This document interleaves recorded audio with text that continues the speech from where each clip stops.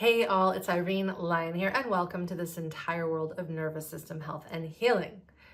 I have a question for you. Are you someone who has a tendency to avoid all current events, all media, what's going on in the world, because it is just too depressing, overwhelming, and it puts you into the state of what's the point, there is no hope? Or the flip side, do you pay attention to what is going on in the world and everything that is going on, chaos, etc., and it makes you frustrated and angry and irritated, and you're not too sure what to do with that information?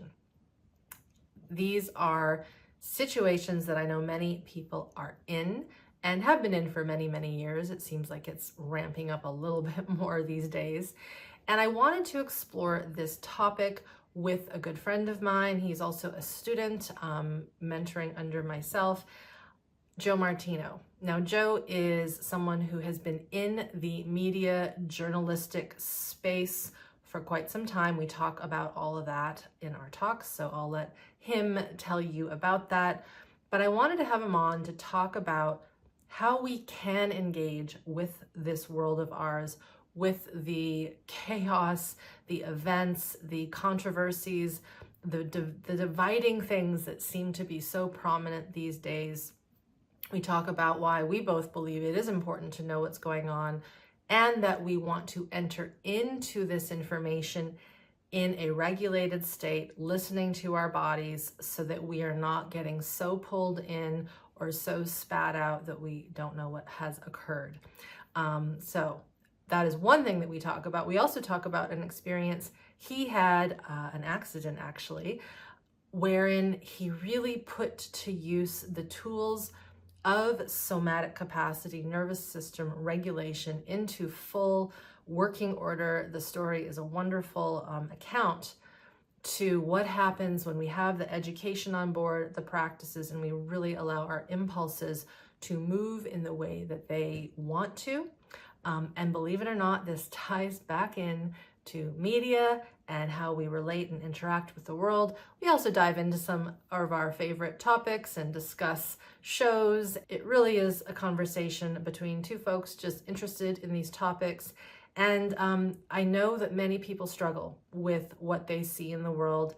And I do believe that it is important to be aware and not ignorant, but to be engaging with this information in a way that puts us into a bit more ease and action in a positive way. Of course, everything that we mentioned links to Joe's sites. He has 2 of them. We will put near this video so that you can check out the work he is doing. I highly recommend you follow his work and check out what it means to do journalism and bring information and interesting topics to the surface, to a population in a way that isn't fear-based or trying to take what we might say sides. Enjoy. We want to go in a few directions today with our chat. But first, I'll ask the question, whom are you? What do you do? We know each other quite well over the last 3 years or so, give or take. And you've gone through my courses, my programs. You're studying with me at that kind of practitioner, scientific level, and we can talk about that a little later. But I really value and respect what you are doing in the media world. And for those who are used to listening to me just talk about nervous system stuff, people might be going, what? You got a media guy on, a journalist guy on? What is that? What is that all about? Trust me, there's a reason why I wanted to have Joe on to talk about this. So just give people a little overview of what you do currently, and we'll even talk about how things have shifted in your world the last little bit. Yeah. So, it's kind of the $1 million question whenever people say, what exactly do you do? The first response is, how much time do you have for me to explain it? Yep. I've never been able to get a good one-liner down, but for simplicity's sake, I began doing, what I do initially with Collective Evolution was the company I created back in 2009. And the premise was really, I felt like something was changing and shifting in the way humanity saw the world. And I'm not suggesting that this just started happening in 2009, but that I was tuning into it in a big way, and it really made me want to look at and put out content and talk about these ideas of how do we create a better, more thriving society and what's involved in that. And if humanity's consciousness, which is, the way we see the world, the way we see ourselves, the way we relate to nature, the way we relate to each other, if that's changing and shifting, how can we, direct that in a direction of, sort of consciously evolving ourselves and creating a better space? And that was the sort of the thesis of everything we started. And that led into, hey, well, what's driving our current events? What about our thinking, our ways of being, our worldviews, our trauma, as I would say now, right? What about it is driving our events to be the way it is? Yep. And so we decided to start talking about media and journalism, well, I guess producing media and journalism from that lens. So diving a little deeper, kind of sometimes you're getting at the truth, you're getting beyond the propaganda, you're getting beyond what sort of the limited mainstream narratives or even what the limited alternative narrative can be. And you're kind of looking for that driving factor, right? Yeah. What's really going on there? And that's kind of what we did for a long time. So we brought a little bit more of a, again, words I would use now that I didn't use before, but we brought more of a grounded, regulated type approach. We were trying to connect with the reader to get them to not be so reactive necessarily to the content. So we were very careful about the words we used, how we wrote them. We, in 2017, we started prompting people like, hey, take a moment, connect with yourself before you read the content, before you watch the video, right? So it was kind of like, yeah, I mean, in a sense, you might say trauma-informed media that has this deeper conscious look to it. And that's kind of what we've been up to. Did you have that interest when you were younger? Like younger, because you are still, in my opinion, quite young compared to myself. But like in your early, in your late teens and like where you're like, I want to do media, I want to do journalism. Like what brought you to that space initially? Yeah. The best way to look at that for me, and I've thought about this many times when I think back to being a kid, is I was always asking questions like why? Like why is it like that? Right? The big questions. I would sit there and watch the news with my mom and dad, and it would be like, but I don't understand, like this situation that's happening in the other area of the world, whatever it is, can't we just like fix that as humans? Like, and they'd be like, well, Joe, it's not that simple, right? And I was like pretty little, but I never understood in my mind why we couldn't just solve some of the major problems, like, lack of clean water, lack of, Food. let's say infrastructure for people, food. Yeah, exactly. It never made sense to me. And so I was always asking those questions. And I was also very interested in the paranormal and the supernatural. And that, of course, leads to the question of potential, right? Like, what is the nature of our reality? What are humans? What are we capable of, right? And so that kind of always kept me very curious and open-minded.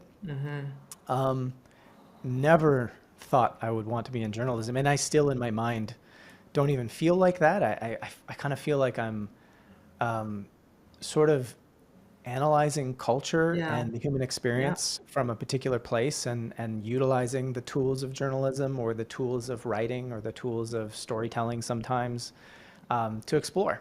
And that's, it kind of all happened by accident, I guess.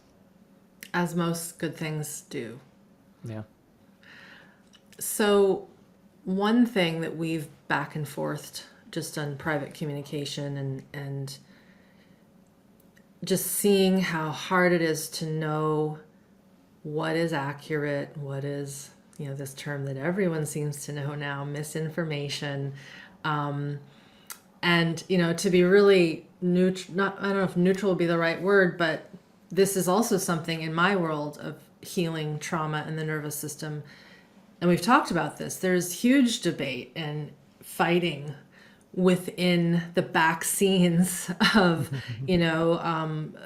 very high level people. Like there are people who are trying to discredit, say, Porges with polyvagal. And so like, it's kind of like this happens in all societies, industries, this not knowing what to believe, who to believe. And of course, with the internet, it's just exploded it even more, and it's hard to know what is real. And now we have, what is it called? Is it deep fake videos where it's like these Yeah. things aren't even real? It's like, how do I even know that that's real? Yeah.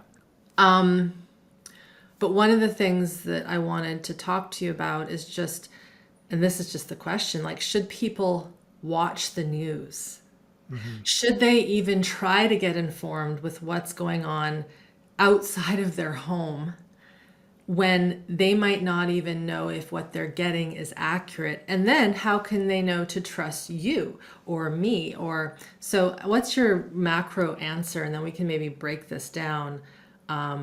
And then I'll put my opinion in there at some point too around where I think we should fall on this Yeah. trajectory. So that's a loaded question, obviously. I know.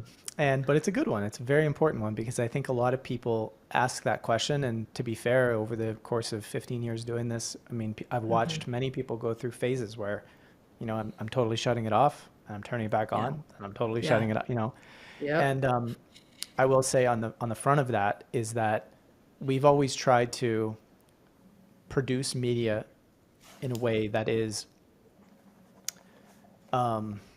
thoughtful about how easy it is to burn out watching news and media and getting Yes. stuck in this space of I don't know. And so Yep. we've always tried to prompt our audience with questions around that, like how can we navigate, because it's very easy to navigate a easygoing news story. Anybody can kind of write it. Any platform can write about, the squirrel that rides the skis, in the Yeah. pool. Yeah. A simple Um, light thing. Yeah, but it becomes more difficult when you're talking about controversial or heavy subjects. Yeah. And, I think we can think back to COVID, and I think from my observation, a lot of people were on the alternative side or the mainstream side. It was like extreme fear on either side, either Yeah. extreme fear about this virus and what's happening, or extreme fear about the response to it and where that's going. And we were always trying to go down the middle, being like, okay, hold on a second. Like, how can we look at what's going on and make better sense of it and try not to burn out with it. So the first piece is, I think that we can all collectively do, and this happens at the media creation level as well. We could do a better job engaging with media without even having this like burnout, right? The other piece to that is, should we know in general, like should we be tuned into something? Well, I think that really depends on your situation. If you're somebody Right. that is absolutely needing to take care of your own, household for whatever period of time because there's nothing left in your capacity other than to do that, then I'd say Do focus on that. that, right? Yeah. Yeah. But if you sort of have the space and the luxury and the time and the ability to navigate our external world, because for me, the external world is just a reflection of so much of our collective consciousness and so much of our internal world, right? So a lot of the things that we're seeing going on out there, it would be like saying, well, if we're an individual going through a shift within ourselves, do we want to see some of the uncomfortable Yeah. stuff, some of the darker stuff that we need to integrate into our experience? And for me, the answer is yes. And therefore, on a collective scale, the answer is also yes. Yeah. And so I think it is important to look and to see and to not tune out, because we are co-creating this reality to some extent. And beyond some of the ideas that can often be shared around our relationship between consciousness and reality from a quantum point of view, where does consciousness create reality? Well, it's like, yes, but it's not that simple, right? It's not so simple that if I just think about something, those thoughts create a reality. And it's not so simple that as an individual, I can just change the world by changing myself. It is sort of like that, Yeah. but there's so much more complexity there. Yes. So this kind of invites this, like, how do we, without getting lost in words, but like, how do we ethically steward a shift in our society if we're not going to be able to look at what's actually going on? And if we can't get on the same page, and if we're not concerned with making sense of things as a community. So you got to find that balance, and there's different ingredients with finding that balance. The last thing I think you mentioned was around trust, Right. and why trust this person over that person or whatever. Yeah. And our whole thing has been I don't want to say don't trust anybody, because it's not really that. It's more so, always just kind of be curious about it. Like, does this feel like, if you do what, I mean, I have this thing where I've either called full-bodied sense making or embodied sense making over the course Yeah, of time. And the idea is, if you're connected to yourself and you're listening, back in the day, I would have used the word intuition. Now sure. I use the word, if you're just, listening to your own somatic experience to some extent, Hmm. there's more information there about how you're reacting to something that you're seeing, Yeah. right? And being in tune with that, hey, does that make me feel a little weird? Why? Is it the person, or is it my own beliefs, right? Obviously, we're getting into some exploratory subjects here, but the idea Hmm. is, don't take anybody blind faith, Yeah. but also we don't have to be like, well, because that person's in the mainstream, it has to be false, right? Yeah. Which is problematic. So it's again a little bit of a nuanced combo there.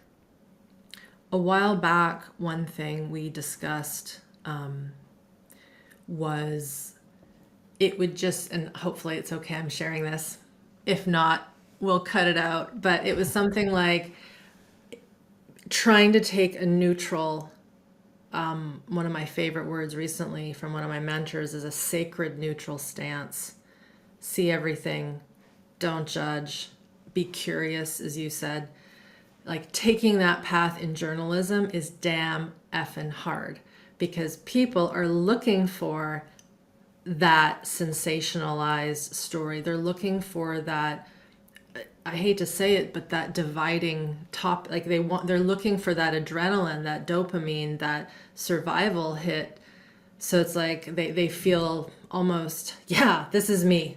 Like this is where I Yeah. should be. That's what I believe. It's like it's got a survival tinge to it. Whereas my senses, and I'd like to hear about this from you, the way that you guys do your journalism and your reporting and your topics, it is very regulated. It is very, let's look at both sides. Let's not just jump to conclusions. And like you said, feel in your own body. But of course, if someone can't feel in their own body because they're in survival stress, as you've been learning, it's like you've already stopped the process before it's begun. Yeah. What's your thoughts on this conundrum? Because I do believe, as you said, I do think it's important to know what's going on in the outside world, just as you're learning about your somatic experience and healing your nervous system, you want to orient. It's one of the key things we teach. There's a reason why. It's because we need to know what's around us. But it's not just us here living on planet Earth, it's all the other people and all the other issues. So, what do you say to that, Yeah. Mr. I Martino? mean, the word neutrality has been, one of the over the last 15 years, one of the cruxes of what upsets people about our Yeah. work. And early on, I would say probably more like from 2009 to, like, say 2014, 2015, there was a great deal of resistance from folks about this concept of neutrality that we talked about. There was a period where I was kind of talking a lot about the C protocol type thing, that I was creating as like a framework for ways in which you can think about how to look at the ways in the world and kind of what's going on. And, the first step is to kind of break the illusion, which is to say, there's parts of the world that are not quite what I thought it was. And I need to commit to this idea of, I don't know what I don't know. And there's got to be a turning back on of curiosity and looking. And so the illusion I'm breaking is that I think I got it all figured out, right? And the world works like this. And here's the story that, drives the world. And the second step is awakening that neutrality, meaning if I really want to now look at more totally what is going on, I got to be more neutral about it. I got to stop picking sides. I got to sort of question my ideologies, right?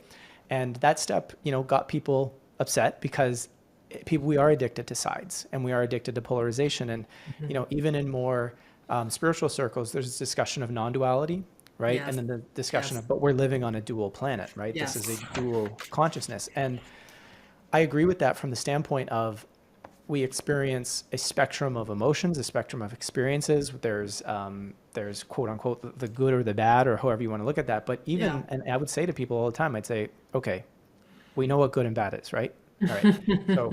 So, show me where the line is when something stops being good and it's now bad. And and then find 1,000 other people who agree with you. And it's like, okay, so we agree that there's evil people, right? Okay, show me the line where it becomes from good to evil, and then find 1,000 people who agree with you. And you start realizing it's like, it's an impossible It's exercise, never right? ending. Yeah. And so it comes down to, we have to be more curious about why somebody is making a decision they're making, or what aspect of culture, conditioning, programming, so on and so forth has caused X culture to become this way, or this group of people to become this way. And that's where neutrality comes from. You can't ask those questions if you're not starting to be, okay, maybe I don't entirely know, and I'm curious. And it doesn't mean that we become robotic and emotionless and we're like, oh, I'm neutral. It's more like, hey, I'm coming back to that place of wonder. I'm coming back from that place of curiosity, and I'm also looking to actually empathize. I want to connect with what somebody else is feeling and thinking and what drives them, to understand it, because it's only when you define a problem sort of more accurately that you can provide a solution that's meaningful. Otherwise, there is no solution because you haven't defined the problem, right? So that's what neutrality can bring, and I think it's obviously very, very important. The neutrality that I'm more familiar with, because I will, I'm human, so I'll get caught into sides. It's going to happen, right? Yeah. It's going to happen. And I do think that there is a duality. This idea that there isn't is just not true. There's black and white, there's night and day, there's yin and yang. It does exist. Yeah. If I come back to this neutral piece with working with the nervous system and emotions and sensation,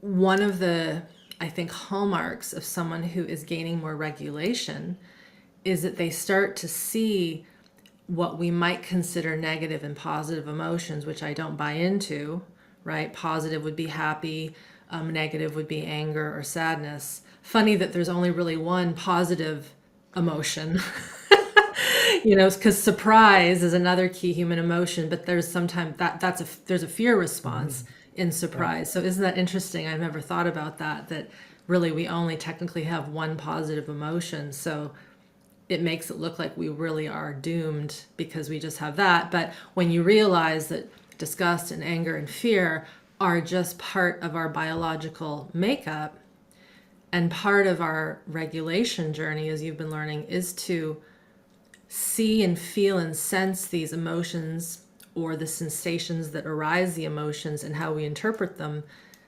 as neutral as possible. That's like, I feel as though the more people can get that on, the more they will be able to take in your way of informing the public about certain current events and controversial topics that I do think are really important for us to be better at listening to and having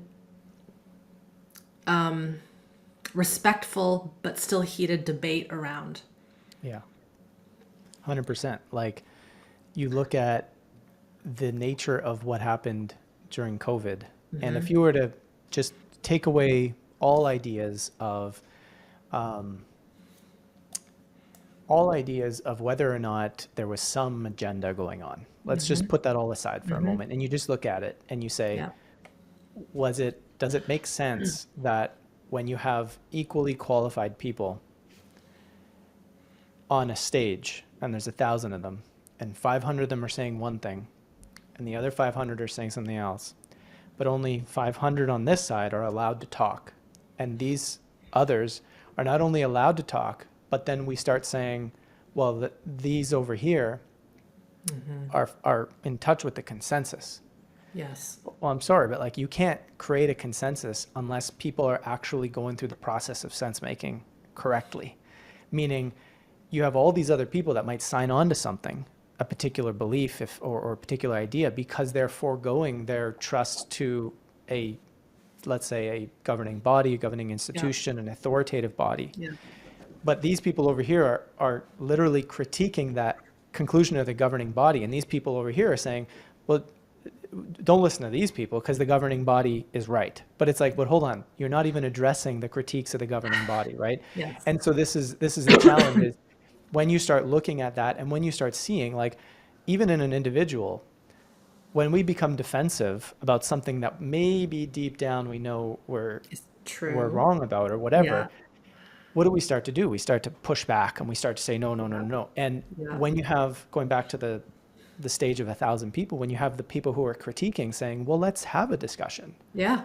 They And these want people are to. saying, we don't need to have a discussion. There's no need, right? You start realizing there's a problem here, right? And so, how can we move forward as a society where we can maintain respect and care and love for one another, and we can also have, we want, one side wants trust in the authority, but it's like, yeah, but how am I supposed to trust authority if you're telling me I can't even talk, right? This is abusive behavior. This is not something we would call, you know, loving, respectful behavior, right? So there's absolutely a need, because we're going through a time where you might say, and this is kind of my thesis, is that, the traumatization of people in positions of power and politics is not only evidently obvious, but it is creating an authoritative pattern in the way our society operates. Because when does good, calm, well-regulated, connected decisions come out of a place where somebody's deeply traumatized? It's rare, right? And so that's kind of the thing for me is as citizens of the world, we kind of have to look at it and say, well, how healthy are our institutions when we really take a look? And where are their decisions and the culture that they're driving? Where's that coming from? Do we even have the courage to ask that question? Which is I think an important piece of the puzzle too, is to address, where do we feel uncomfortable in trying to ask and explore these questions? It makes me think, because I always tend to go back to the kid, the baby, the home life, how we were raised. And as you were talking about, I think that's a great example of being on a stage with 1,000 people, 500 and 500. And this didn't happen to me, thank goodness. Thanks, mom and dad. But the situation where a kid asks a question or they want to know something, and the answer is, it's just because I told you so. Or, if you question me, you're going to go to your room and you're going to stay there. Yeah. I mean, I don't know if you've thought about that. I don't know if you had any of that in your life growing up. Maybe you did, but it's like, so you create a whole bunch of humans that were raised in that way, which I can tell you is a lot of kids in the Western world. It makes sense for them to have a stage where it's that divided and that volatile and that shame based, and that no one is going to listen to you because nobody ever did listen to you. Yeah. You see, I'm trying to like thread a piece Yep. here of why it is so difficult for us to consume and bring in current events, popular topics, important topics in this neutral way, if we were trained from a very young age to either be completely skeptical or shut down, Yeah. because that's what we were seeing in our family life. Hope that makes Yeah. sense. Absolutely. It's like the patterns that we might experience individually, sort of in a collective level, become the same type of patterns we might see out of the parental figure in society, which is, government, right? And the government also, with their media, can sometimes feel like a parental figure. And the other piece to this is like exploring the question of like, if you really take a step back and you look at some of what has happened over the last few years, and I would argue for a while, Yeah. it's like there is a little bit of that sort of abusive, authoritative parent that is coming down on, or I shouldn't say a little bit. Sometimes there's a lot of that, coming down on people, and of course, what then happens, right, is the person either, okay, yeah, you know what, or they might react and become, no, I'm going to rebel now, and I'm going to, whatever, and in the rebelling, from my lens, you start getting some of that alternative, thought movement per se Yes. that Yeah. is fully rebelling from a standpoint of like, it's not like they're coming from the best place either. They're coming from that reactive, fearful rebellion. And I'm not saying it's wrong to do that, but more so because I believe that there's a necessity to acknowledge the anger from what is Yes. occurring. Yeah. And there's the necessity to say there's something wrong here, but can we really solve it from that, right? And from that place. And that's where it gets tricky. And this is where this knowledge and thinking about things on this lens becomes so important, because I was having a discussion with a friend this morning, and we were talking about a particular popular figure that she's followed for the last maybe 6 or 7 years. And the discussion was kind of like, he went through the phase of first he was, really like, okay, I'm really liberal. And then, a few years went by. Okay, you know what? No, the conservatives have it right. And then a few years went by, and it's like, okay, you know what? Both the liberals and the conservatives don't have it right. And now he's attacking the duopoly, right? And I was saying to her, I'm like, absolutely, that's kind of the process he's going through. However, there's a point where you then have to say, well, you're not there to now attack the duopoly, but take an even bigger step back on what really is going on here. Like, what is actually playing out in our human story? And I think it's there where we can find a better sense of grounding and a better sense of peace to be able to actually solve the issue without having to ignore what we feel is like, something doesn't feel right about this and I need to stand my ground. But you're doing that from a healthy place versus a potentially destructive or burning out type place. I've never heard of that term, duopoly. That's a new one for me. Yeah, I mean, we kind of have in Canada, we have sort of like the three-party. People argue that the U.S. is really just, hey, look, it's either going to be this or that, the Republicans or the Democrats, right? So that's kind of where that discussion sort of comes from. Well, the odd thing is, and of course, this channel is not about politics, but there's a reason I'm going to mention this. Up until recently, nobody knew whom was on which side. Like there was no, oh, I'm a this or I'm a that. And I remember talking to a colleague quite a while ago, and they were stunned that I didn't know who my parents vote for. And I'm like, well, why should I? It's none of my business. And, at our socioeconomic status that I was growing up in, which was middle class, it didn't really make much of a difference in some, in regards to social services and welfare and all that. So like we were good. We were solid. Roof was over the table. Yeah, we still ate Kraft dinner and rice-a-roni. There was, those little things, but it wasn't based on that, but there was just such a basis around that, say in the United States, but I'm actually seeing it creep a little bit into Canada, and you've probably seen that as well. And that's good. I was going to ask real quick, your colleague were they American or Canadian? Yes, definitely American. Okay, yeah. Definitely American, like truly stunned. Yeah. And it's like, no, there's no basis of who I hang out with based on that. And as I started to really think about this, I was like, oh my goodness, most of my really best friends are all retired Marines, like military. And for the most part, we know what side they are on in at least the United States. So but it never even occurred to me, because why would it occur to me? They're just my friends. I hang out with them. I like them. I love their kids.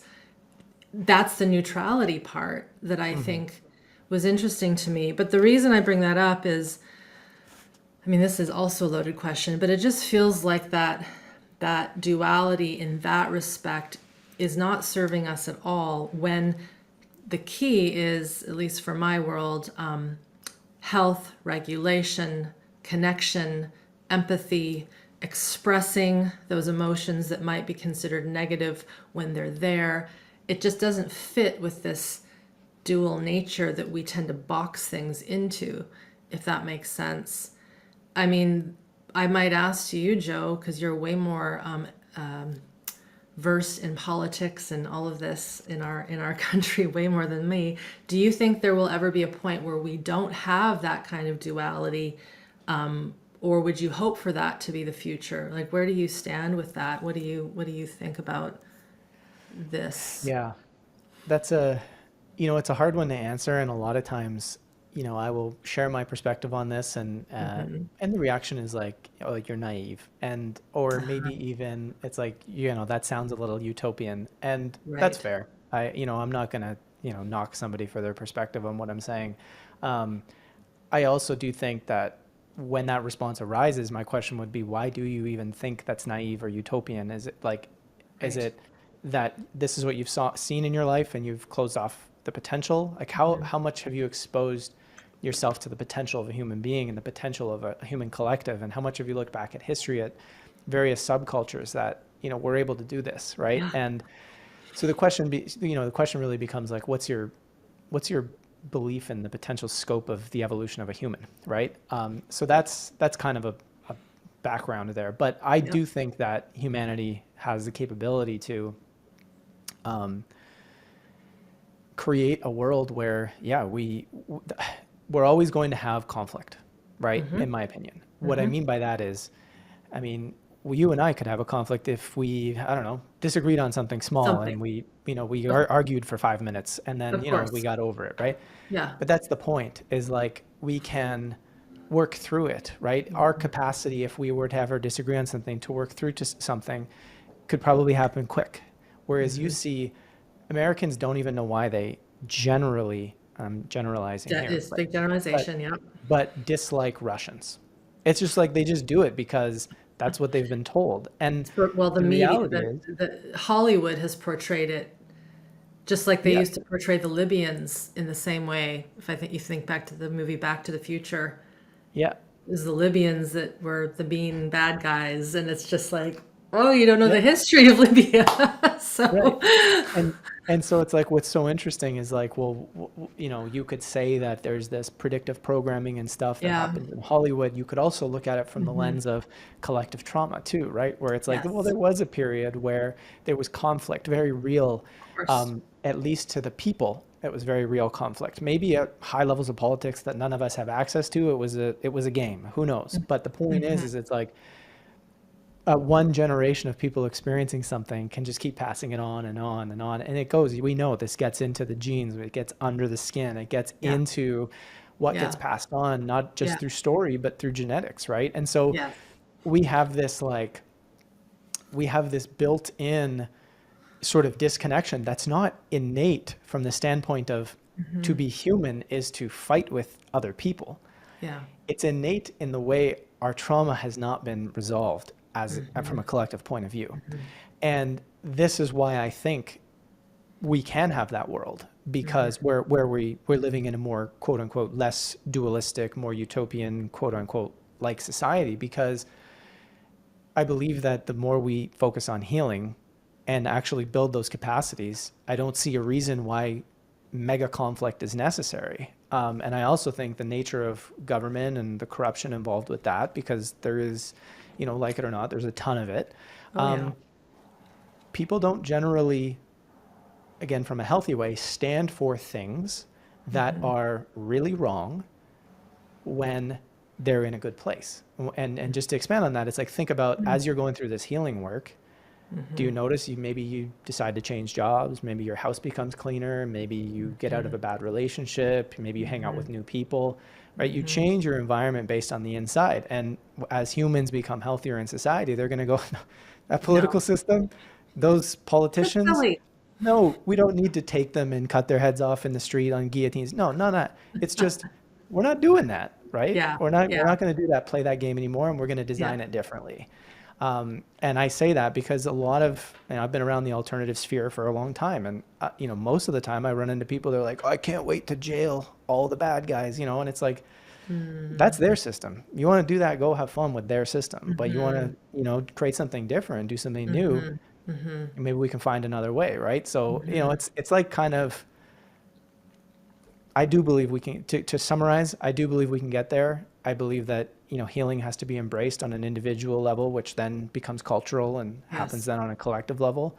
But yeah, that's what I cry about. That's what I get emotional about, is the Yeah. idea of what humanity's potential really is. It's what got me into this work. Let's talk about that. So, Are you trying to make me cry? yeah, no.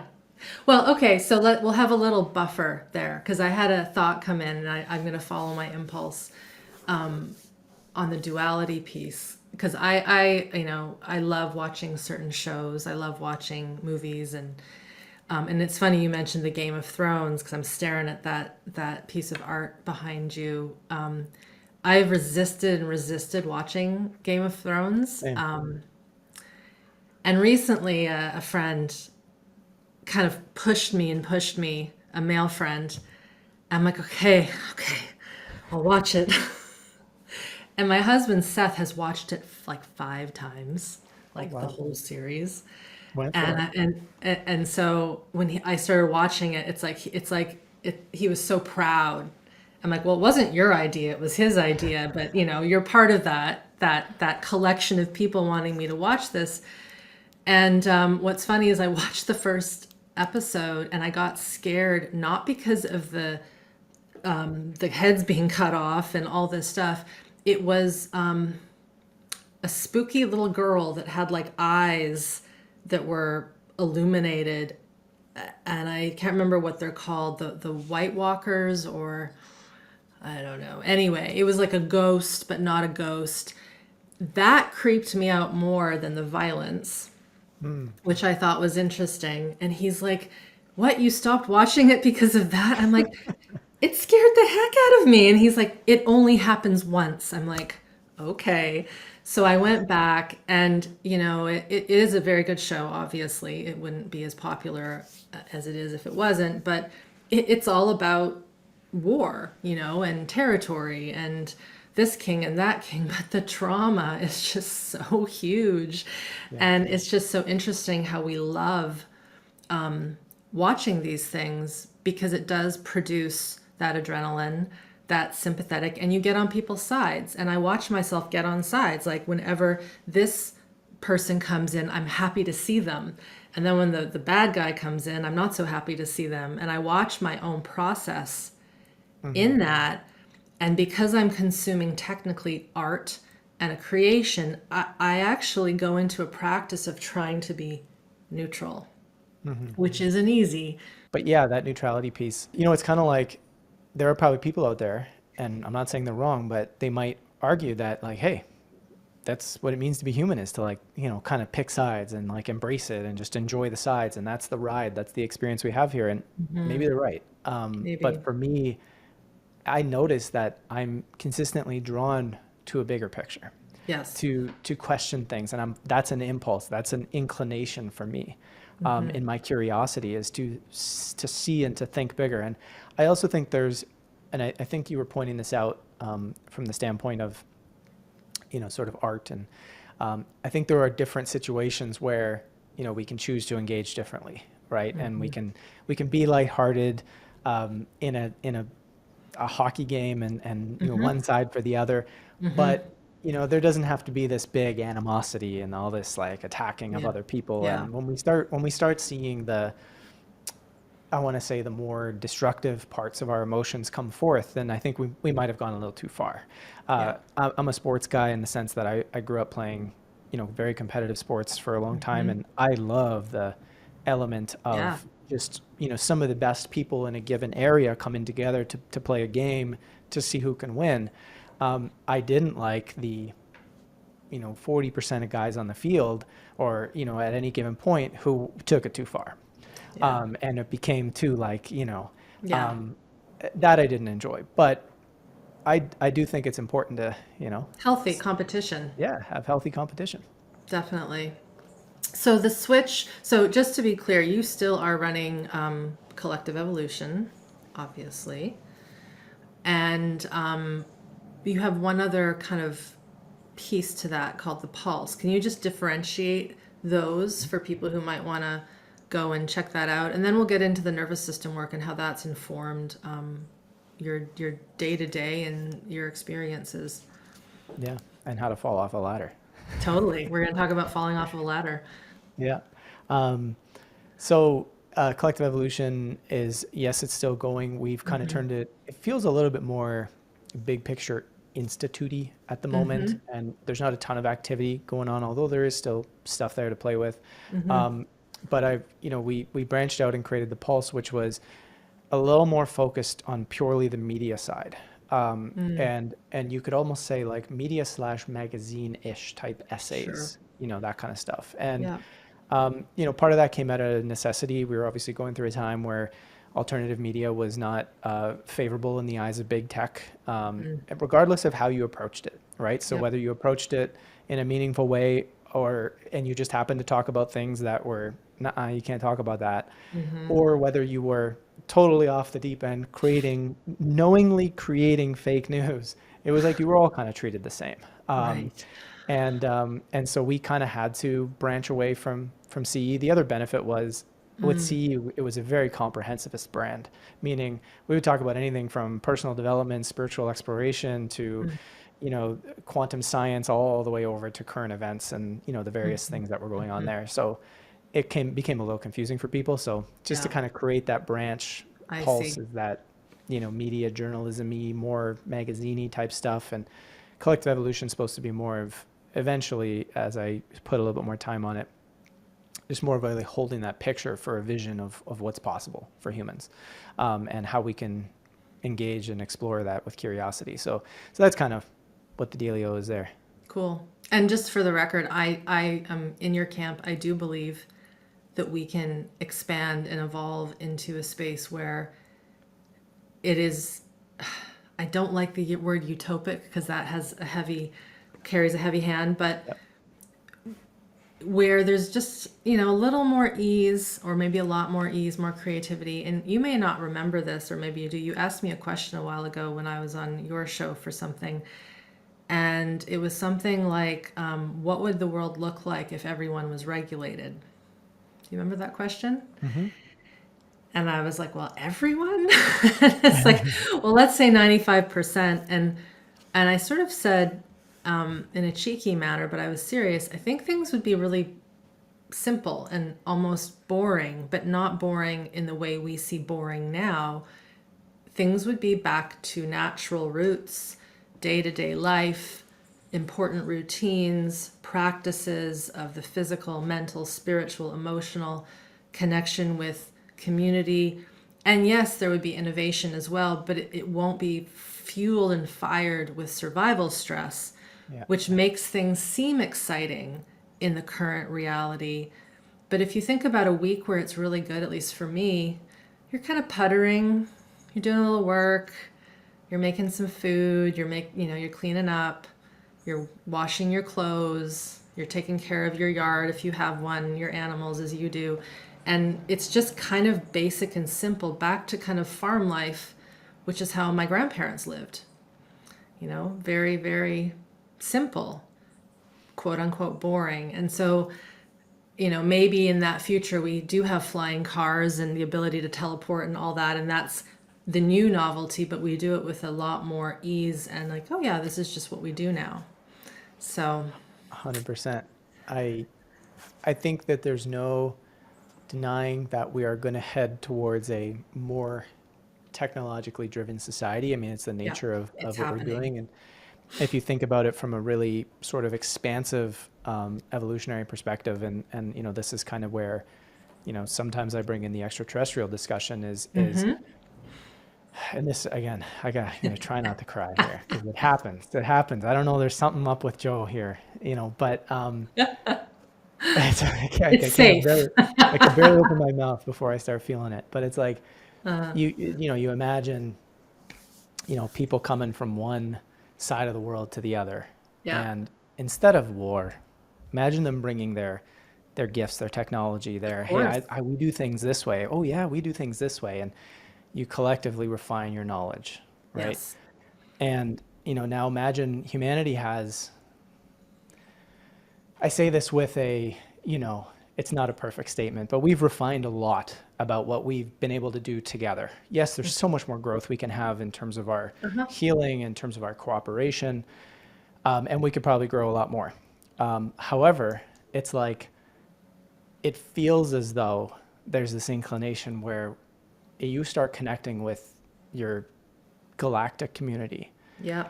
and imagine the expansion, right? Yes. It's huge. I don't know why I get emotional from the stamp. It feels like there's like this grandness that when we deny without even looking Yeah. the possibility, I feel like we're cutting ourselves short. Agreed. And you look at, it goes back to the utopia uh, discussion, right? As soon as you start saying something about a beautiful world, utopia, no way, can't be, right? It's like, what? So our options are this or utopia. There's no in between, right? Yeah. It's similar with, you know what? I'm not sure if democracy as we have it today, which really is like an oligarchy driven by Yep. lobbyists, I'm not sure this is the best idea. And Yeah. people go, what? So communism then? Right? So it's like, Well, what my whole thing is, it's like we have these things that go hmm on within us that just shut down our belief in anything, our hmm curiosity about other things. And then we hmm end up back at it's either this or something worse. Yeah. What we have now, and my whole thing is we're when we shut that off as a collective, it doesn't feel good in me. And when I imagine our collective turning that on, I get emotional. That's just it. Yeah. Yeah. No, I'm in the exact same boat as you with that. And it's something I've explored more deeply in sort of the last 6 or 7 years. And, the most I've shared, at least on this channel, would be the discussion of past lives. I've talked about it. I've Mm. interviewed one of your peers, Janet Raftis, about this from my SBSM course. And, for the most part, people are really enjoy, and it opens up a, oh my goodness, I thought I was crazy thinking about this stuff. And thank you. And then we get a couple that are basically saying that I'm a demon and Mhm. that's not right. And it doesn't bother me anymore, other than I feel that's too bad that considering many of the world's religions do believe in incarnation and other lives and more than one God, and that's a whole other story. Yeah. So but if I think about some of the movies I've watched that I've really loved that were positive with galactic connections, I mean, look at E.T. Mhm. When you think of E.T., you think of all the bad men in the white suits, but E.T. was just a fun, kind little dude that just wanted to go home, you Yeah. know? But then if I think about Close Encounters of the Third Kind, which I recently watched again, and again, all we see is the hoopla of the military, but when those beings came out, everyone was just dumb, like awestruck, and it was this kindness. And when you hear of, I mean, we're kind of going down this road now, so let's just go down it. When you hear of people speaking about these encounters, the telepathy and the ease and the kindness coming through, it is not of destruction and war. It's very kind. It's very peaceful. It's similar to what people say when they cross over in a near-death experience and they Yeah. see the light. Yeah. That's how I interpret that. And again, we think of the movie, I think it was Arrival, Hmm. where they talk, where there's like, they're giving us a language, they're giving us a Hmm. different holographic way of communicating as Yeah. opposed to this very linear, choppy way of us speaking. Yeah. And it's so interesting how there's been this portrayal of it being negative and bad, but when you really actually look at some of the high level Hollywood movies, they've actually, it's like if you go in there, it's actually really positive, but they scare you with all the military action around it. Does that make Yeah. sense?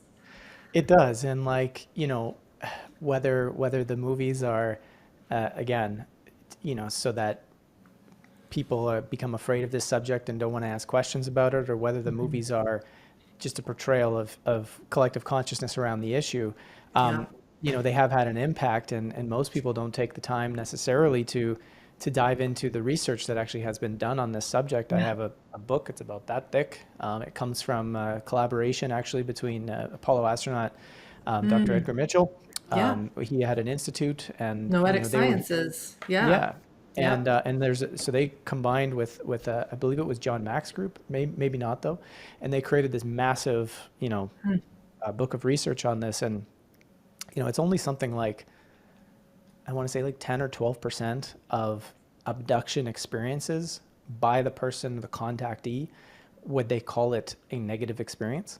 Yeah, And you got to think, why did they define it as a negative experience? Did they define exactly. it that way because it actually was, or because they were misinterpreting what was going on?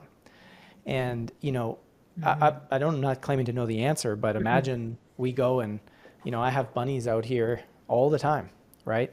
That I see. And imagine I go and I somehow managed to get that bunny because I don't know, I noticed he had a thorn in his side. I don't know.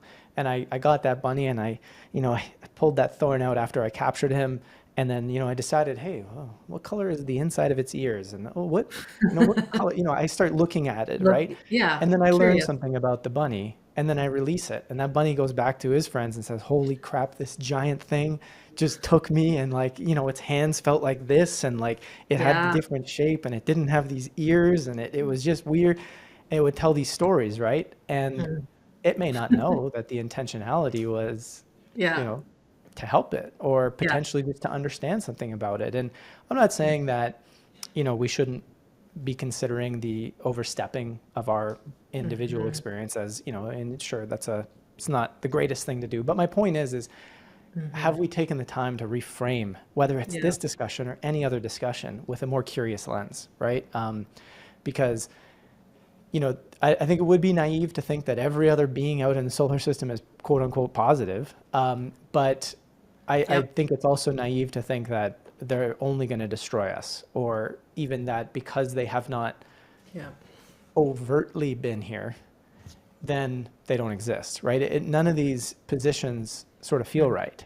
We could talk about this for hours, obviously.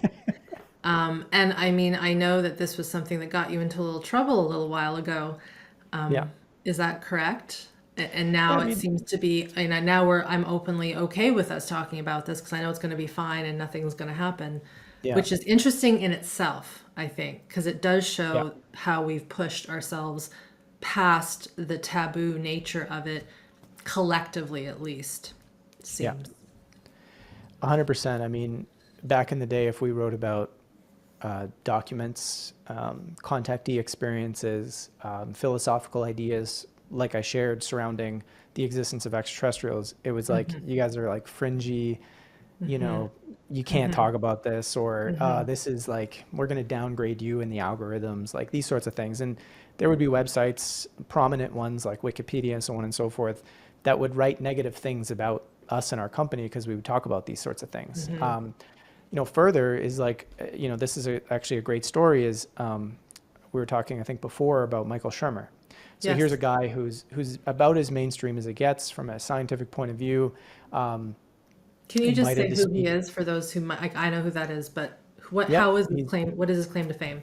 Yeah, he created Skeptic Magazine, and I believe there's still the Skeptic Society, which is, I guess, probably like some sort of group of individuals that kind of share this way of looking at the world.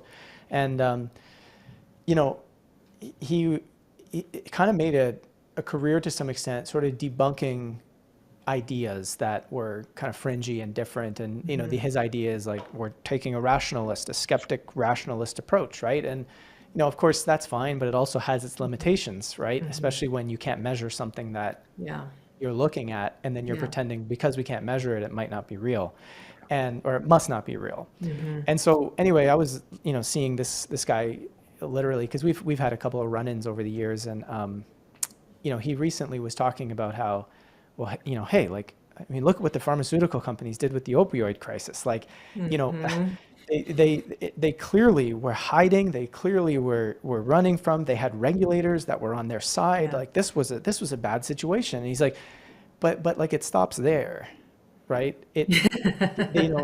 When we have the evidence to look in the past and see that there was manipulation, that's Yeah. okay. But when it's happening in real time and all of those signs are there, it's a conspiracy, right? And this is Yes. kind of the challenge of some of these mindsets is I believe there's a fear of stepping into that uncertainty of in real time, are we being deceived by something? And if so, like how would we know? But it's just they kind of it would have been like we used to talk about that kind of stuff, right? We used to Yeah. talk about the capture of regulation industry by by the pharmaceutical industry, by the food industry, by agriculture, all this. We talked about this for almost 15 years now. And it was met with harsh criticism, conspiracy theory, fake news, shut it down, blah, blah, blah. Now it's like even Michael Shermer, the top skeptic, can go out and say, hey, look what they did during the opioid crisis. And it's like, that's It's okay. okay. Yeah. Well, it's because a show was made out of it, so it must be okay. Right. With Dope Sick, right? Which is a Yeah. great show. Great show. And really does a brilliant job at depicting a real story and what occurred. Interestingly enough, I experienced a very interesting sidebar to that because I just recently had some surgery, which you know about, and really simple, taking a piece of metal out of my leg that has been in there for 25 years. It's been bugging me. And holy man, they wanted me to take some serious drugs after that. And I also, I'm like, okay, I'll take the prescription. And they wanted me to take a high level anti-inflammatory, I think it's called Celebrex, for 10 days, and some other form of light opioid for the pain. And I still have the prescription on the fridge because I keep these things around until it's like, okay, yeah, I don't need that. And when I told the nurse who called me she was checking in, I said, no, I'm not actually, I took Advil the first night, some ibuprofen, but it's fine. She got so mad at me, like called back and said, you have to take those painkillers. You must take the anti-inflammatories. That's what the doctor told you to do. And I just was like, and it's interesting because there was a little part of me that felt like I had done something wrong. It was only for a split second. And then I looked at my leg. I'm like, I've been walking properly since the day I walked out of the surgery. I'm not in excruciating pain. I slept the first night and every night after with no pain. Why do I need to take these painkillers? And I spoke to my dad, who's a veterinarian. I told him, he's like, yeah, they he just had hip replacement surgery and he didn't even take the painkillers, or it was maybe a little bit. And so I experienced that. And then I made, as I keep my mind open, she's just doing her job. It's the script she's told. But then I think about someone who wouldn't have that connection to their body and that trust that the healing is happening, and they would take the painkillers. And she actually was so confused in her message that if I had tried to follow what she said, I could have overdosed on Tylenol. Because then she said, and you could also take Tylenol with this, but not with this. And I just hung up. I'm like, okay, not calling you back and telling you this. So it was interesting. And then I thought about the opioid piece and how many people were given that same kind of prescription, whether it was for surgery or back pain, but they had this to bring it back to this whole body somatic regulation, listening. Your example with the bunny, like, it's uncomfortable, but it's not that bad. I'm not being harmed. And to trust that I'm going to be okay eating well, drinking lots of water. I'm not going to try to open up my incision. I'm just going to treat it really well, and I'm going to be okay. And I was totally fine. Yeah, 100%. And you right at the end, you were kind of mentioning the bunny, and it made me think of the alpacas real quick because when we have to cut their nails, yes, I gently sort of grab them around the neck, right? And being careful not to push on the front, right? But I then have to get them used to standing on 3 legs, so right. that one of the legs can be curled under, and we can snip the nails. And if you're there with the animal and you're calm and you're regulated and you're kind of even talking, to it, like, hey, here's what we're going to do. Here's what's going to happen. Yeah. It will go through its initial, whoa, it's touching me. Why is it touching me? Do I need to get away? And you can feel its, muscles, and then you just feel it release. And I'll say the situation gets 90% better when there's always 10% of fuss. Always. Yeah. Because they're an animal. Maybe it just doesn't go all the way there, right? But the point is it's like so much of it is just how you listen and how you connect, and I think they just sort of get used to the experience, and it is what it is. Yeah. So let's talk about your transition. It's not really a transition, your interest in learning more about the nervous system, the physiology, because you were already deeply into working with the psyche, the body mind. And then, of course, you went into Smart Body, Smart Mind, and you recently did the mentorship with me with the Sci Intuitive Educator thing. So where's, why? What drove you to go deeper into that self-exploration? Yeah. Long story short, like in terms of the driving part was I had always kind of felt like in the wellness practices that I had been learning, but also in the sort of the spiritual exploration, I always felt like there were certain gaps, certain Yeah. things that didn't fully like, hey, I'm still curious about that, or certain things don't quite resolve, or certain, I've always had those questions. And because I was around a lot of communities of people who were engaged in both of those things, I would see it in their experience as well. And Yeah. I'd go, okay, well, there's something still to learn here, right? Mm-hmm. And when I was going through the process of transitioning from collective evolution to the pulse to some extent, because of all the censorship and things that was happening in our business, I had gone into a survival, grasping at every straw to try and figure out how to pivot my business every 3 to 5 months because something new was coming down on me, something, and it was all out of my control and there was not much I can do, right? I was trying to, continue my healthy eating and continue my exercise and continue my, my wellness practices. But as slowly but surely, my body got more and more filled with sympathetic charge on a consistent basis, and it built and built and built and built. It became my new baseline, my new normal, if you will. Yeah. Yeah. And I had, I thought back, I'm like, when did it kind of tip over, and you can't really find that spot, right? No, you can't. But then I believe I went all the way through that sympathetic whatever to eventually I got to a point where it said my baseline was in shutdown. And so for those that aren't familiar, it's just I felt comatose almost every day. I would Right. wake up from sleep. This was in about 2018, maybe Mm-hmm. summer of 2018 to about summer of 2019. I'd Mm-hmm. wake up from sleeping and being like, did I even I sleep? can't. I'm just still so exhausted, right? Oh. My digestion wasn't working at all. I Mm. had very little motivation to do things, but felt I had to do something. Mm-hmm. And so all of this led me to something's missing, something's not working, and I tried to go back, and I would do these periods of like trying to use my old techniques, and just wasn't getting there. And Yeah. so I believe I had said something um,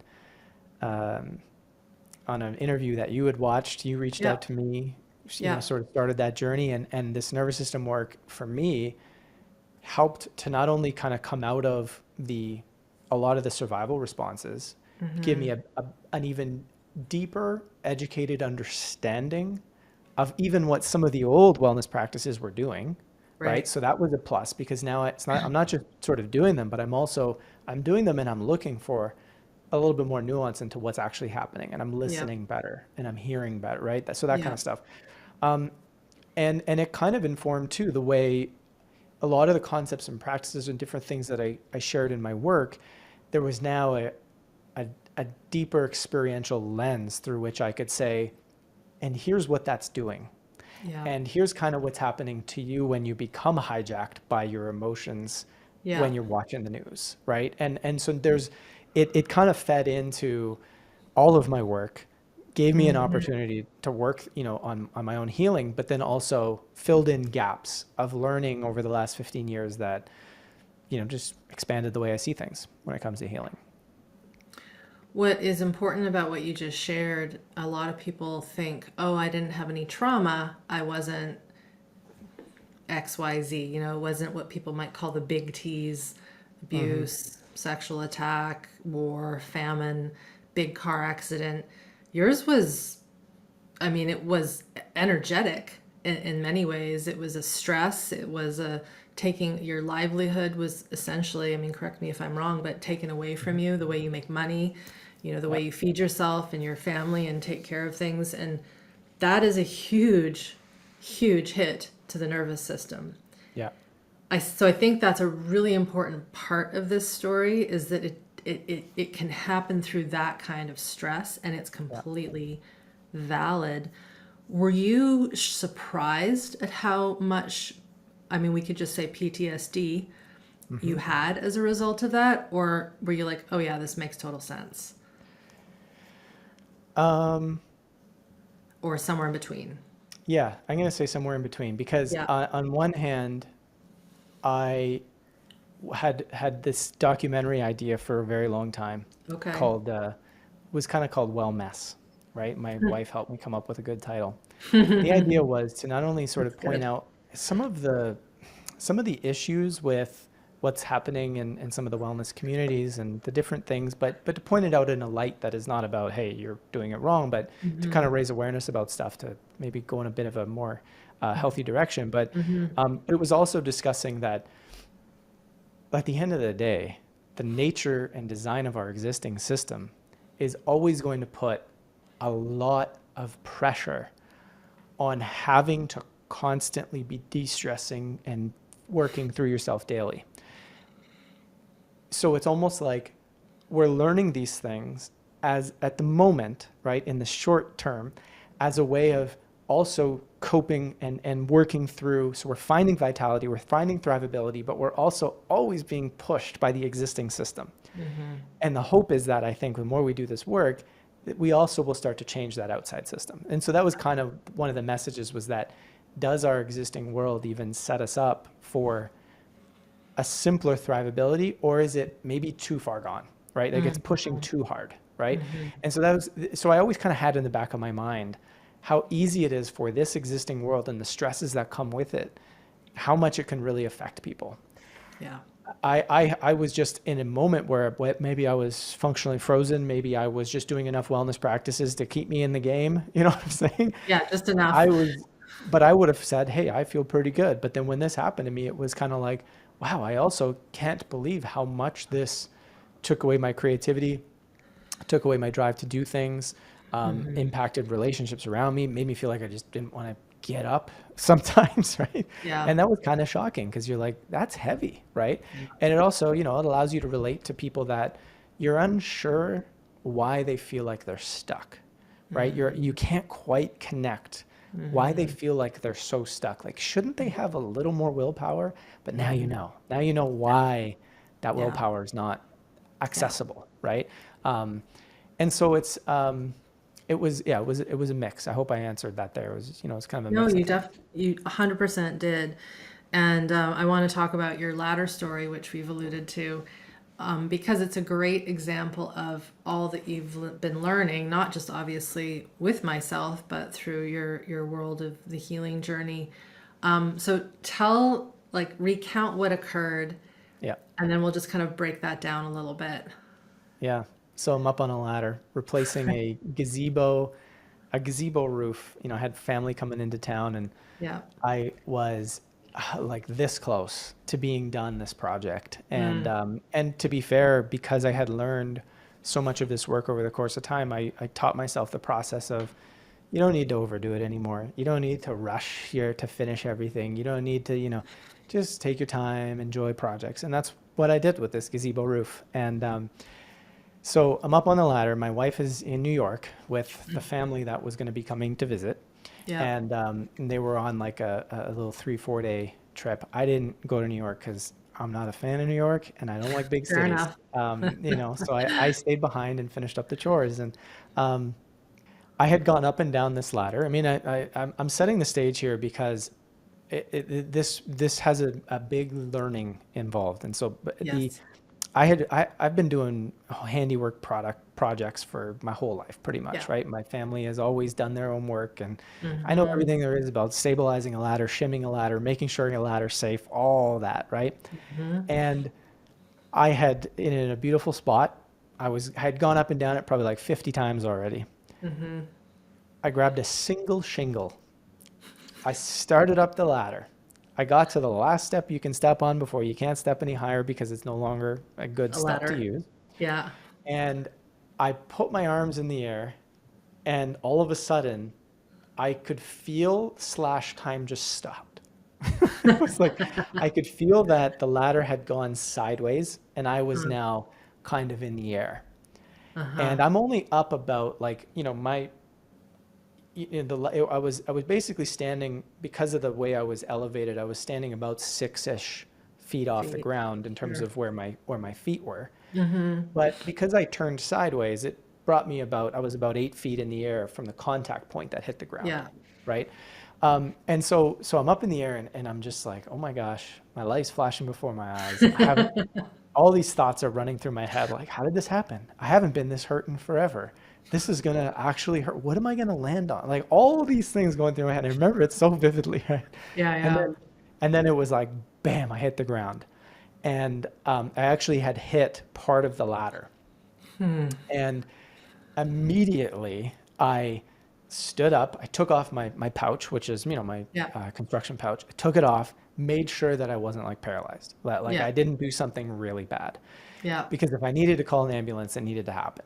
Once I realized in that gut reaction that I hadn't done anything, and don't forget, I'm already winded at this point from the Sure. fall.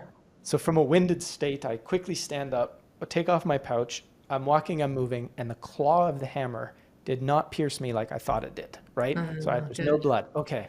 Then all of a sudden, I'm on the ground and I can't breathe because it was, you're winded. Shock. And Yeah. to be honest with you, I don't think in that state of that winding, you can bring much consciousness to the picture. It's hard, Mm-mm. right? Mm-mm. But that Mm-mm. only lasted about 30 seconds. Once Mm-hmm. that subsided and my breath was going back to normal, I just had this awareness to say, just be with it. Just Mm-hmm. like be with the experience, let it happen. I started making sounds like that were just like, I didn't hold back, is what I'm saying. Like, Exactly. there wasn't a boatload of pain, but there was a lot of shock. Yeah. Like, I was stunned by the nature of the experience. Yeah. And so I was, I'm on a large property here, right? So I don't have a neighbor that lives next door No. because they're only here on the weekends, and this lot over here is empty. And I don't like, there's no neighbors that are going to hear me. So I'm like, I know that I'm in a position where I'm like, okay, I'm kind of alone too, right? And that entered my mind a little bit because I didn't really know how bad it was, Right. but it Of felt like course. it wasn't an emergency. Yeah. So I'm just being with the experience. I'm making sounds, and all of a sudden, I just feel this rush of like wanting to cry. Yeah. And so instead of holding back tears or holding back my sounds, I just let everything be. But I wasn't like pushing and forcing it. I was just, dancing with it, just like Mm-hmm. allowing the body to do its thing. If Mm-hmm. I had this inclination to be on all fours and then roll on my back and then let my head Yeah. roll around. Like I just kind of let the body do Yeah. all these different things. And that lasted like 6 or 7 minutes of, Mm-hmm. and then sometimes the crying would Processing. stop Yeah. and then it would just well back up again. Mm-hmm. And after 6 or 7 minutes, I picked up the phone and I called my wife just to let her know, like, hey, Yeah. I fell off a ladder. And she was like, are you okay? And I'm a mix between like sort of giggling at times because I was actually kind of surprised at I was, how effective it was to just be with the experience. There was Yes. almost this giggle of like, man, I wish I could have done this my whole life, like with every accident you've had. Tell me about it. Right? Yep. Yeah. And so there was like, I was like laughing. I'm like, yeah, I fell off a ladder, but then I'd go back to crying for a couple of seconds. And it was just a really interesting sort of Yeah. experience. And, there did come a point where I said, okay, I got to get up. I feel okay to get up and Mm-hmm. I'm going to make sure that I get food because if I don't, I know that this is the muscle, like regardless of how you deal with something, the muscle is still hurt, right? And it's It's still going gonna, to yeah, have its sore. tightness. So I said, Mm-hmm. I got to do this before I can't move. So I went and I got some food and I came home. But then when I came home, I would notice that I would have, what I kind of now understand is a bit of a parasympathetic rebound where Yeah. you would just get all these welling up of tears for no particular reason. Like you're not really thinking too much about it, but you just all of a sudden feel like Mm-hmm. you do want to cry a bit. So I would Mm-hmm. I would let that happen as opposed Mm-hmm. to stopping it or pushing it Mm-hmm. down, just kind of being with the Mm-hmm. whatever sort of arised and, Mm-hmm. kind of felt like I needed to kind of go through, I went through. And I would say that for the majority of that first day, I just focused on staying with my body, trying not to listen or try not to change anything too much, worry Yeah. about things too much, or just let it do what it needs to do. And I had a Hmm. lot of that awareness to just do that and let it Hmm. be. And Hmm. there was what I found fascinating is there was a lot of different sort of emotions that came up or different feelings, things that just felt totally unrelated Of to course. what had happened. Yeah.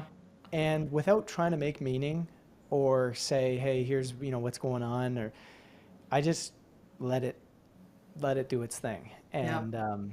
And so that I'll say that's kind of the first part of the story if you want to comment before I get to the later part, but that's kind of that first day.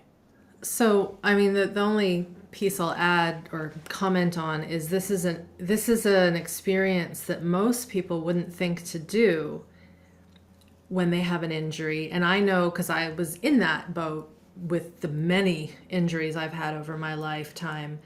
And I can guarantee you, I never stopped to feel. Maybe there were some tears, but I can tell you there was probably more tears held back than actually expressed. If I think of all the falls I've had and all the painful things I've had happen physically and emotionally.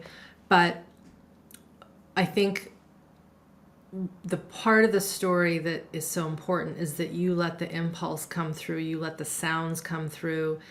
And this actually feeds back to what we were talking about much earlier about how we've been conditioned with all the things, and how we just don't know how to be in the neutrality of the moment with Yeah. what the body is telling us.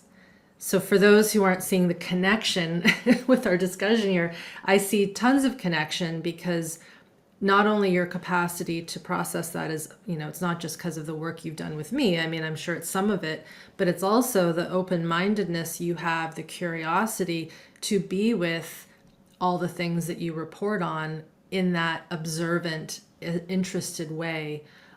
So to me, they marry quite beautifully. Yeah, 100%. And like, I thought about this was way after I've thought about like, oh, what are some of the reactions I had when I was a kid, and what did Sure. I see my brother or my dad do when they got hurt, as in like Hmm. I'm growing up and I'm a man or I'm a boy and I'm watching another man or another boy and I'm going, well, because you learn, right? Hmm. And I thought about that, and I remember a lot of either outbursts of anger, right? Yeah. Where it's like, God, like Damn it. that kind of Yeah. stuff when you're hurt. Or like if there was tears, it would be like, I'm crying, I'm hurt. But you can tell it's like, even at like, say, 12, you know, you're watching somebody cry, but they're not necessarily like there with their experience. It more feels like they're just crying because they feel, I don't know, like I'm having It's like trouble putting the words. manufactured in a way. Yeah, well, or like I'm supposed to cry right now kind of feeling. Like it's just like, Right. yeah, but there's not like a allowing yourself to kind of feel and move through. Um, and then a lot of just holding breath. That's Yeah. a big one when Yeah. people get hurt. They hold their breath and they're Hmm. uh, uh, and Yeah. it's like, It's and stopping it's stopping the flow of pain, yeah, right? It's like you're feeling this pain, you're feeling the tingles, the sensations, maybe burning, and you don't want to feel it. So I think the holding of the breath is trying to stop that flow. yeah, But what's happening is by stopping that flow, you're actually stopping the natural healing responses, which is yeah, what we want to have happen. yes, And then what you said about making sound, it is so hard to describe because I can't make a video that says this is how you should sound after you have an accident. And this is where this world that I'm seeing a lot of these retreats where people are filming people hmm, grieving and in catharsis, and it's all kind of identical.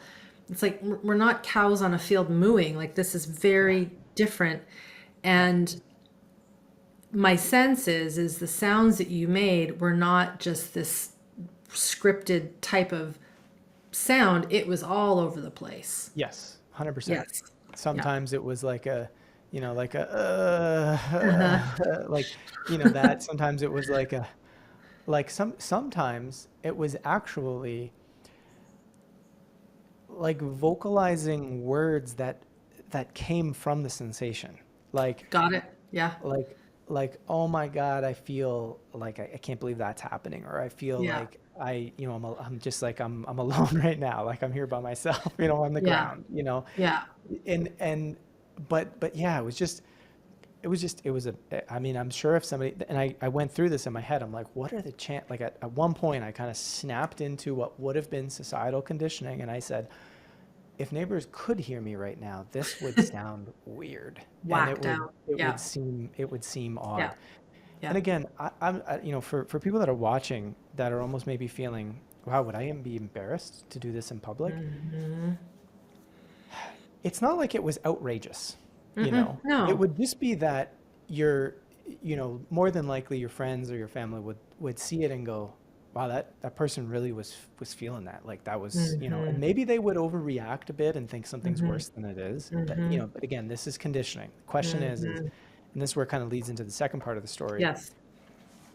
I was all better in about 3 weeks. And what I mean by that is like I had zero symptoms in Mm-hmm. about 3 weeks. Yeah. And normally, I mean, I've been played sports all my life, had lots of different kinds of injuries.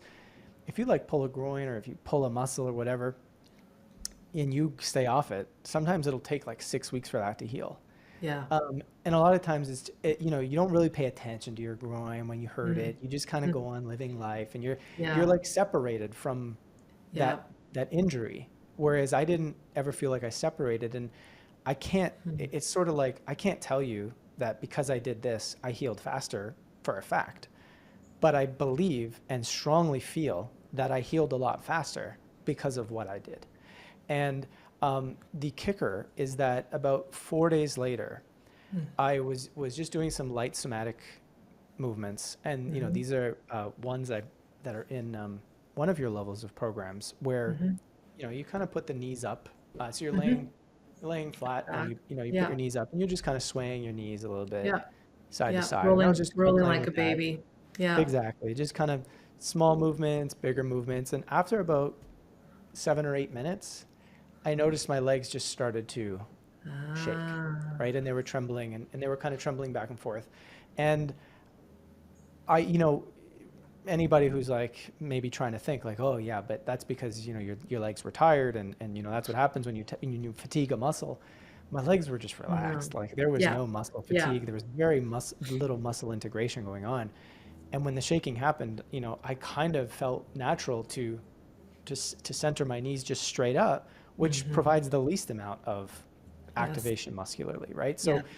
So they were just shaking, and I just let that happen. I don't have a great perfect memory on it, but maybe like 2 to 3, 4 minutes, somewhere in Mm-hmm. that range, Mm-hmm. where it was shaking, and it just kind of was doing its thing. And um, I felt it almost, some of the shaking almost arised up into my belly a little bit, and Yeah. then kind of went back down. And I interpret it as somewhat of an organic release of that shock, and and that was part of the picture too. And again, would I have injured myself and known to play gently and softly like this and listen closely with your attention and awareness without doing this work? No. Yeah. I probably Yeah. wouldn't have done that. Yeah. A physiotherapist, and you can probably touch on this, but a physiotherapist probably would have had me doing other things. Yes. Um, but I also think that was a big part of the healing too, was that piece to the puzzle. So the fact that you have the awareness, you have the education, and you are saying to me, this is probably what it is. It's a release of it's the release of the shock from the fall. I'm going to say, if that's what you believe, then you're probably right. Mm-hmm. And I think that's a part that humans have missed or lost, is believing what they sense is Yep. true. Yep. We second guess it. A lot of people might be like, oh, it must be a magnesium deficiency, or, a mineral deficiency, or gosh, do I have some neurological disorder? I better go get it checked. But you, and this is why the education is so important. Yep. And the leading organically to that is, like, I can tell it's like, this is what it was. You don't need a scientific study to validate that. Because of my experience, I would say, yeah, I think you're pretty accurate that this was Yeah. a release. And it happened weeks later when the system was a bit more healed tissue-wise, so that the system could shake that out without re-injuring. A physical therapist, I mean, I'm just being very general, who doesn't have any dabblings in the nervous system and this healing at this level somatically, which is odd when you think physical, physio, soma, it's the same thing. But they would have you doing stretches, strengthening, exercises, all these sorts of things, which have a place, definitely. But what I like about your story, which is why I wanted to share it, is it shows that the organic trauma release can happen and does happen. But in my opinion, in our current conditioned world, it will not happen if you don't have the knowledge of how to be with your body in the way you did acutely when you fell, which was key. Because if you had just gotten up, I'm fine, the chances are 3 weeks later, you wouldn't have this organic trauma release. And you wouldn't have the wherewithal to lay down on the floor and just do gentle movements. A physical therapist might tell you to just, you got to stretch your hip flexors, you got to stretch your glute med, you got to stretch your adductors, you got to get into like a pushing position to strengthen your back again. Not that those things are bad, but it doesn't serve the purpose. And my sense is when you laid down to just explore, you didn't do that with the intention, and correct me if I'm wrong, but the intention to try to get a shaking release. Yeah, no, Bingo. it just happened organically. Yeah. So that's what we want. Yeah. And often there's a lot of negativity when I poo-poo certain trauma release exercises that are trying to instigate a shaking release. And I understand why that's there. But this is just a prime example of, in my opinion, and I don't like to use shoulds, but what should happen when we are connected to ourselves, we're not forcing, and we understand, yeah, you fell off of a bloody ladder at 8 feet in the air. No matter how regulated you are going into that, you will have a shock trauma. Yeah. Yeah. It's like, it's just going to happen, and that's okay. Yeah.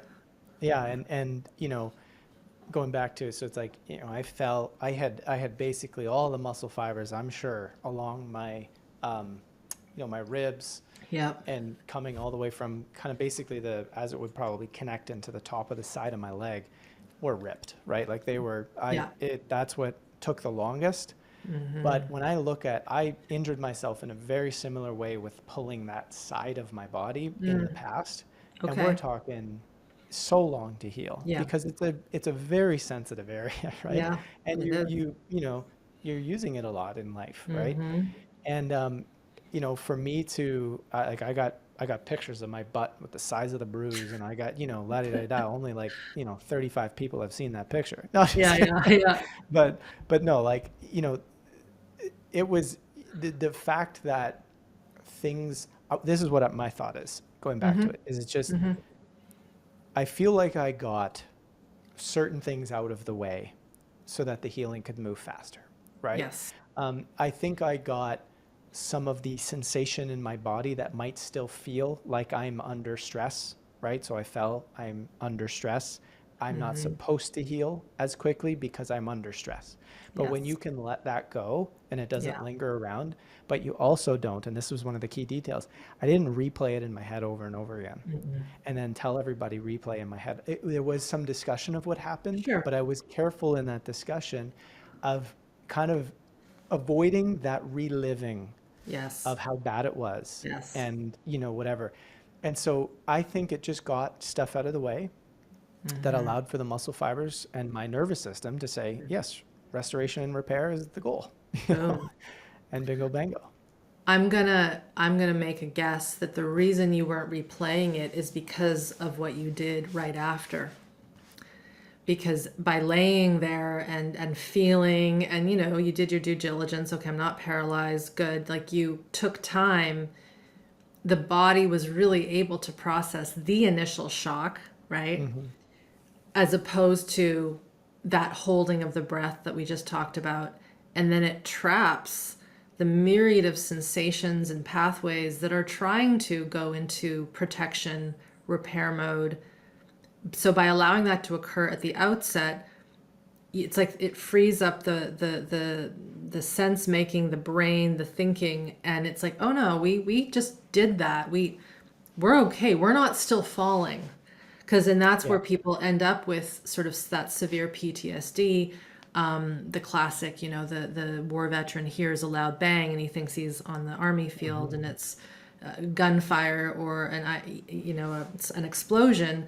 There was never time in those gentlemen's moments to process what was occurring, so everything was like on top of each other. But by being able to do that, it allows the brain to make sense of it, and you're not replaying it because you actually processed it. Yeah, So I would generally 100% agree. The only thing I'll add that was interjected in my experience here and there was, I would say about an hour after, there were a couple of what felt like if you have those like projectors where all the little slides are lined up and you press yeah, the button and it goes yep, right. yep, It felt like there was these black and white images every now and then of the ladder, like so the yep, ladder would actually be like this and I'm on yeah, top and yeah, I'm like I'm falling, and it yeah. would like repeat like black and white, Snapshots. and it Yeah, would be like these snap, and I'm like, and I saw them, and they actually felt a little bit like, maybe this is too technical, but like just the limbic part of the brain, the reptilian part of the yeah, brain going, I that's what I saw happen. That's what yeah, happened. That's what yeah, happened. That's what yeah, happened. And it just was yeah, kind of doing that. yeah, But then my choice point is, do I anchor in that yeah, or do I anchor somatically? yeah, And if you anchor somatically, then you're like, well, okay, that might store it away as that memory and, good for that yeah, part of the brain, right? yeah. But I think there's other ways of, ultimately I had more freedom to Mm-hmm. choose what to look at, and Exactly. to without avoiding it from the standpoint of I'm like avoiding the experience, right? Mm-hmm. It's more of like maybe that was conditioning, maybe that was, and we usually conditionally listen to the survival, the no Mm-hmm. reason, no law, meaning making survival part. Maybe we're just become used to that, as opposed to, I think so. kind of anchoring in more of that ventral place of coming back to safety and coming back to connection. Um, Mm-hmm. there's one other thing I wanted to Yeah, say yeah, that you said earlier about sort of the listening to the body and kind of getting back to that intelligence of the body, mm-hmm. and being able to go with that. And I think this, interestingly enough, connecting it all the way back to what we were talking about, right, with news and current events and media, is even in how we make sense of our world, there's been a subversion of ourself and our own feelings, right? Where it's like we want to, somebody else is going to tell me exactly what's happening in the world, or somebody else is going to tell me exactly what is right and wrong in our society, right? And I think this is actually a meta crisis that we're experiencing as a collective right now, where we've learned to subvert our own ways of knowing, and we don't listen to them anymore, and we're disconnected from them, and we feel lost in the dark in trying to understand the nature of our collective landscape. And in that, it's uncomfortable. So we go to whatever feels, sort of ideologically the one we want to choose for different Yeah, periods of time. But I think the more we gain safety, connection, and capacity within ourselves, the more we're like, I can be in the uncertainty and mm-hmm. not feel, super ungrounded, but I can Yeah. kind of stand on the space of being curious again and And I listen think to my own ways of knowing. exactly. And I do believe that your story of the ladder is like a proxy for how we want to go into the world when there is a stressful event, because there will be. And we will continue to be captured into things that one could say we can't totally control, but we can Hmm. control, as cliche as this sounds, how we react to those things and how we process what is inside of us. But again, this comes back to this utopia that isn't a utopia, I think, where people are more regulated. They know how to be somatically embodied. They understand their physiology. They're not looking for a quick fix or management strategy out. To me, it all connects, and it all, I do believe, as you do, that we have a really important job to learn this stuff and to practice it and to integrate it. Is there anything else you would like to share around everything we've been talking about? Yeah. Yeah, I mean, my company's motto has always been change starts within. And, although sometimes in some circles that means, well, if I just change myself and my thoughts, the world automatically changes. I would say that change starts within is the more you educate and understand how to navigate yourself and open yourself up, you have significantly more empowerment and freedom to know how to respond in the outside world and create from a standpoint of that connection, that safety, that curiosity, that creativity. And that's what change starts within means to me is that, as opposed to, well, if I just change, everything out there will automatically change. It's not quite. It's not that simple. Yes, I believe there is a morphogenic relationship, so a consciousness impacting. I believe it is there, but I don't think it's quite to the scale that sometimes it's oversimplified to sound like. Thank you. And I guess the big question is, are you going to continue to report and do journalism in the way you are? Are you sure if that's your continued path? Are you going to go more into the somatic world? What's in store for Joe? That's the big question that's been on my mind, that I've had a difficult time trying to make that decision. What I will say is, I have a passion to help humans individually, collectively, remember that we have way more potential than we think, right? And I know that sounds cliche, and I know that, but that's the message I like to bring to the world. And whatever way that shows up, like, for example, I can't see myself doing somatic work without having that be a big part of it. And likewise, I couldn't do media, journalistic, thought leading, visionary type work without bringing in that lens. So I think that lens will drive me into whatever direction I go. Keep going. Thank you. That's all. Thank you for having me on. Of course.